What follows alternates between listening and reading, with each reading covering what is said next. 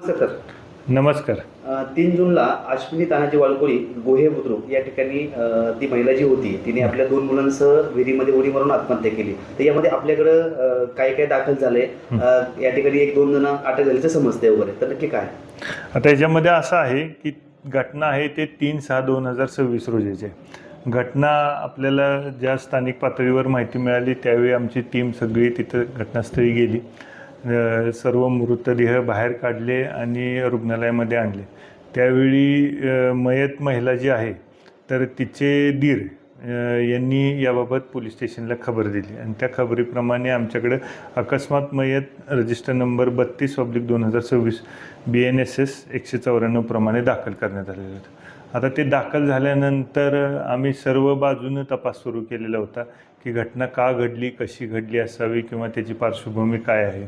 त्याचबरोबर मयत हिच्या माहेरच्या पण लोकांना आपण बोलवून त्यांच्याकडे पण तपास केला आणि ह्या सर्व तपासामध्ये मयत महिला आहे तिची आई मंगल देवराम भांगे, राहणार गंगाळदरे, तालुका जुन्नर, जिल्हा पुणे, यांनी त्याबाबत त्यांच्या मयतीच्या ज्या कौटुंबिक पार्श्वभूमी आणि ज्या काही घटना घडल्या होत्या त्या अनुषंगाने आमच्याकडे फिर्यादी जबाब नोंदवला.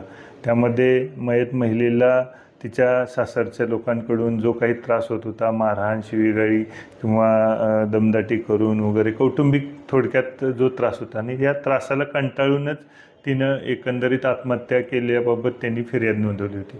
कारण यामध्ये यापूर्वीसुद्धा काही वर्षापूर्वी तिनं जी मयत महिला आहे तिनंसुद्धा काही घरातल्या गोष्टी कारणावरून नवरा आणि सासू वगैरे यांच्या त्रासापोटी कोणतं तरी विषारी औषध घेतलेलं असलेल्याचं त्यांनी सांगितलेलं आहे.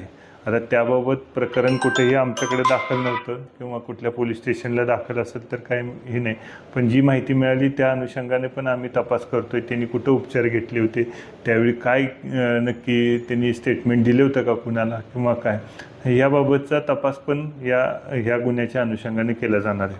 आता या अनुषंगाने जी फिर्याद दिलेली आहे त्याप्रमाणे आमच्याकडं CR नंबर 139/2026 BNS 108-85-115-2 351-2 352 3/5 याप्रमाणे गुन्हा दाखल आहे. या गुन्ह्याच्या तपासामध्ये आम्ही 2 जणांना अटक केलेलं आहे. त्यामध्ये त्यांचे मयतीचे पती तानाजी शंकर वाळकोली आणि दीर शिवाजी शंकर वाळकोली यांना अटक केलेली आहे आणि त्याच्यामध्ये त्यांची मयतीची सासू सीताबाई आणि जाऊ सुनीता यांच्याबाबत सुद्धा अटकेबाबत जी प्रोसिजर आहे ती करत आहे. या 2 अटक आरोपींना काल न्यायालयात हजर केलं. त्यावेळी न्यायालयाला आम्ही 4 दिवसाची पोलीस कस्टडी मागितली होती. न्यायालयाने आम्हाला 4 दिवसाची पोलीस कस्टडी दिलेली आहे. त्या अनुषंगाने आम्ही तपास करतो आहे आणि आजूबाजूची घटनास्थळावर काही लोक आहेत, कुणी पाहिलं होतं किंवा नक्की प्रकार कसा घडला यासुद्धा गोष्टीचा बारकाईनं आणि गोपनीयनं आपण तऱ्हेने पद्धतीने तपास करत आहे. याच्यामध्ये या महिलेने आपल्याकडे याच्याआधी काही तक्रार केली होती पोलीस स्टेशन?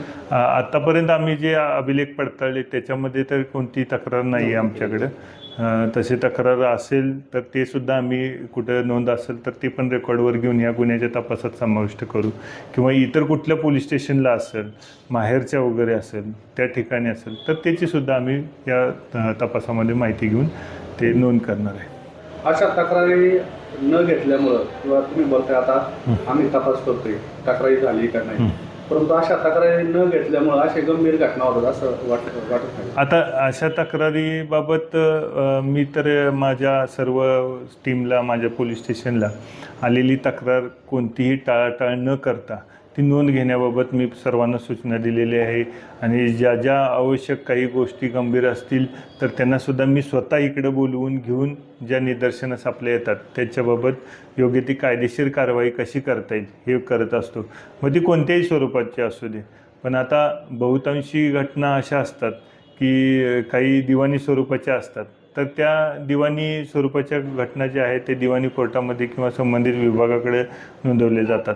पण ज्या घटना फौजदारी स्वरूपाच्या आहेत त्या आम्ही तात्काळ इथं नोंद करतो आणि त्याच्यावरती तपास सुरूच करतो.